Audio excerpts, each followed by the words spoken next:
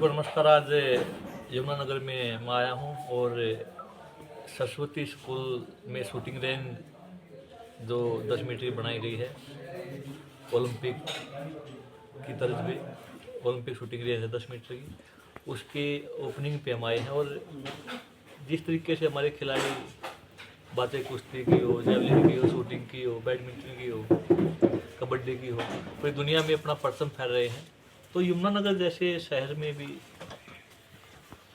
अलग अलग खेलों के बच्चे निकलेंगे तो देश का नाम और ज़्यादा आगे बढ़ेगा और ज़्यादा देश के खिलाड़ी।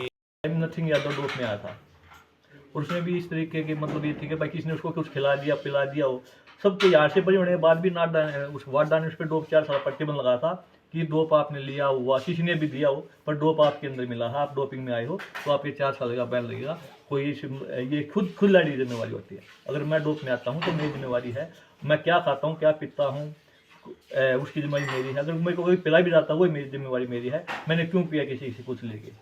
तो इस तरीके की बातें बिल्कुल निराधार हैं और हमें खुद पता होना चाहिए, सबको पता भी है, हर खिलाड़ी को पता है कि डोप में कौन खिलाड़ी कैसे आता है और जब डोप से भागता है तो उस पर बैन लगता है। सर, जिस तरीके से बजरंग पुनिया खासकर राजनीति और ये फंसाया गया, देखिए इन्होंने एक पूरे देश में एक माहौल बना दिया। मैं पीछे बोला था कि राजनीति अपनी जगह, खेल अपनी जगह है और खिलाड़ी को उसको खेल करते रहना चाहिए। अगर हमारा राजनीति में हम खिलाड़ियों को अपना हिस्सा नहीं खिलाड़ी करेंगे तो बिल्कुल गलत है। खिलाड़ियों का खेल डिस्टर्ब होगा उससे। ये अभी अब ओलंपिक 2028 में फिर ओलंपिक है, उससे पहले एशियन गेम्स है, कॉमनवेल्थ गेम्स है, तो खिलाड़ी डिस्टर्ब भी होता है। कुश्ती को बहुत ज़्यादा नुकसान पहलवान की वजह से हुआ है। जो कोई इन्होंने आरोप लगाए तो कोर्ट में के साथ फैसला कोर्ट करेगा, उसको जिसने भी कुछ गलत किया उसको सज़ा मिलेगी। तो उसके बाद तो उस चीज़ से दूर रखना चाहिए। आज भी हमारी जो कुश्ती फेडरेशन उस पर बैन लगा हुआ है।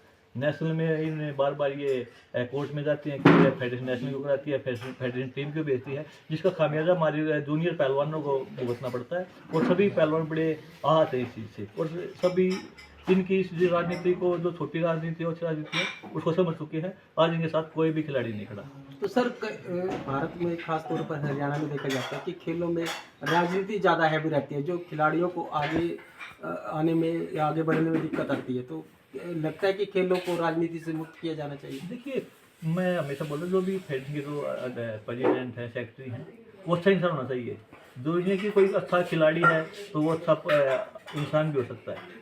तो अच्छा राजनेता हो, कोई बिजनेसमैन हो, कोई IAS IPS, कोई समाज सेवी, अच्छा इंसान होना चाहिए जो खेलों को आगे बढ़ाए। और आज तो खुद खिलाड़ी इस तरीके की राजनीति करने लगे जिससे खेल बदनाम होते हैं। हमारी बहन बेटियों के ऊपर उंगली लगाई जाती हैं, इस तरीके के इल्ज़ाम है खिलाड़ियों द्वारा लगाए जाते हैं अपने ही साथी खिलाड़ियों पे, तो बड़ा दुखदायी है। तो मैं है कि खेल जब खिलाड़ी खेल खेलता है, कोई खिलाड़ी कोई भी खेल खेलता है तो पूरा ध्यान अपना खेल पे लगाए। अगर राजनीति करनी है तो खिलाड़ियों के उस पर राजनीति ना करे, अच्छी राजनीति करे, खिलाड़ियों के भले की राजनीति करे, उस खेल को पीछे धकालने की कोशिश ना करे। और कुश्ती के साथ आज वही हो रहा है, ये जो 2-3-4 पहलवान है ये कुश्ती को आज भी पीछे धकेलना काम कर रहे हैं। तो सर, जो आज का कार्यक्रम क्या रहने वाला है, जहाँ आपकी सभी को राम राम। आज यमुनानगर में मैं हूँ और यहाँ पे सरस्वती स्कूल में शूटिंग रेंज की आज ओपनिंग है 25 मीटर और 50 मीटर की।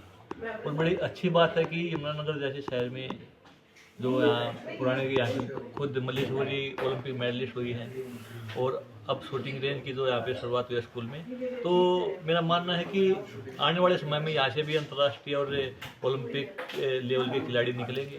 जिस तरीके से हमने पैरा ओलंपिक और जो वैसे ओलंपिक में भी मेडलों की जो भरमार हमारे खिलाड़ियों ने की है, और ख़ासकर हमारे बीच में पैरा ओलंपिक जो खिलाड़ी हैं सुमित अंतिल ओलंपिक चैंपियन हैं हमारे बीच में, वो भी हैं, आज वो भी हमारे साथ रहेंगे।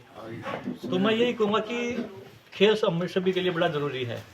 और सरस्वती स्कूल में जो आज ये 25 और 50 मीटर की शूटिंग रेंज की जो आज शुरुआत होगी, तो यहाँ से खिलाड़ियों को, जो हमारे जो बच्चे हैं, जूनियर बच्चे हैं, युवा खिलाड़ी हैं, उनको एक नया मौका मिलेगा। मैं सभी से ये कहूँगा कि आप सभी कोई ना कोई खेल जरूर खेलें, देश का नाम रोशन करें। और खेल के साथ साथ शिक्षा और संस्कार जरूर अपनाने चाहिए हमें, क्योंकि खिलाड़ी बनने के साथ साथ अच्छे नागरिक होना बड़ा जरूरी है। और देश को आज सबसे ज़्यादा बड़े हिंदुस्तान को इसी चीज़ की जरूरत है, संस्कार की। हमारी संस्कृति को बचाए रखना भी एक खिलाड़ी का फर्ज है। तो जिस तरीके से हमारे खिलाड़ी ओलंपिक हो, एशियन गेम्स, कॉमनवेल्थ गेम्स हो, उसमें देश का पर्चम फहराते हैं, तो एक अच्छे नागरिक कोई खिलाड़ी देश के लिए खेलता है तो अच्छा उसके अंदर देश के लिए कुछ करने का जज्बा तो हमेशा रहता है। तो मैं ये कहूँगा कि दूसरों को भी प्रेरित करें और देश के लिए कुछ करने का के लिए प्रेरित करें। मैं सभी से यही आह्वान करूँगा। और आज हम यमुनानगर में आए हैं तो हम चाहते हैं कि आगे आने वाले ओलंपिक में यमुनानगर जैसे शहर से भी खिलाड़ी निकले। इसमें सर जैसे नशे की लत लग गई है, गली गली घर घर तक पहुंच चुका है। देखिए पूरे देश में ये बहुत बड़ी समस्या है और गंभीर समस्या है। ये पंजाब में पहले बहुत ज़्यादा हमारे पंजाब के युवा बर्बाद हुए, अपनी जान गंवाई, और बहुत से अब जैसे हरियाणा में भी ये काफ़ी तेज़ी से फैल रहा है। तो इसके को एक दुष्परिणाम बड़े गहरे होते निकलते हैं इसके, और पूरे देश को इसका खामियाजा भुगतना पड़ता है। मैं सभी पेरेंट्स से, जो माता पिता हैं, जो अध्यापकों से कहूँगा कि जो उनके स्टूडेंट हैं, जो माता पिता उनके बच्चे हैं, उनका जरूर खुद ध्यान रखें अब, क्योंकि हमारे बच्चे हमारी धरोहर हैं, इस देश का भविष्य है और उनको निखारना हमारा काम है। बच्चा खासकर शाम को बच्चा 6 से और 8 बजे तक खा रहता है, उसी टाइम में ज़्यादा बच्चा अच्छा और बुरा बनता है। कि शाम को अपने बच्चे का ख्याल जरूर रखें। और मैं देखूंगा कि अपने बच्चे जितने भी हैं तो अपने बच्चों को किसी न किसी खेल ग्राउंड में भेजें। अगर बच्चा कोई शाम को खेलेगा तो नशे से बचेगा, बुरी संगति से बचेगा। और खेल है जो बहुत कुछ सिखाता है। खेल हमें आगे बढ़ना सिखाता है, संघर्ष करना सिखाता है और आपसी भाईचारा मेल जोल सिखाता है। तो मैं यही कहूँगा कि नशे के खिलाफ हम सबको लड़ना होगा। इसमें अकेली कोई सरकार कुछ नहीं कर सकती। जब तक हम इसके लिए जागरूक नहीं होंगे, हम औरों को जागरूक नहीं करेंगे, तब तक कुछ नहीं हो सकता। तो सरकार के साथ मिलके हमें इसके खिलाफ भी एक मुहिम चलानी चाहिए और अपने घर से स्टार्ट करनी चाहिए कि मेरे घर में, हमारे घर में कोई बच्चा नशा ना करता हो और उसको नशे से कैसे दूर रखना है, कैसे उसको जागरूक करना है, कैसे उसको समझाना है, वो हमारा फर्ज बनता है। तो सर सरकार की क्या सोच है सर, खेलों के प्रति क्या बढ़ावा देने के लिए कुछ अलग से प्रयास किए जा रहे हैं? जिस तरह से स्टेडियम की कमी है या उनके रखरखाव की कमी है, तो सरकार को उस और किस प्रकार से ध्यान? देखिए, जो खेल नीति बनाई है, आप सबको पता है कि वो बड़ी अच्छी खेल नीति है। आज ओलंपिक चैंपियन को 6 करोड़ रुपए मिलते हैं, एशियन गेम्स की गोल्ड मेडलिस्ट को 3 करोड़ मिलते हैं, कॉमनवेल्थ गेम्स की गोल्ड मेडलिस्ट को 2 करोड़ मिलते हैं और अलग अलग विभागों में नौकरियां दी जाती हैं। और मेरा ये मानना है कि हमें सुधार गुंजाइश हमेशा रहती है। अगर आप आज से 10 साल पहले देखोगे तो हमारे पास अच्छे कोच नहीं थे, अच्छे स्टेडियम नहीं थे। पूरे देश की मैं बात करता हूँ, अकेले हरियाणा की बात नहीं करता मैं।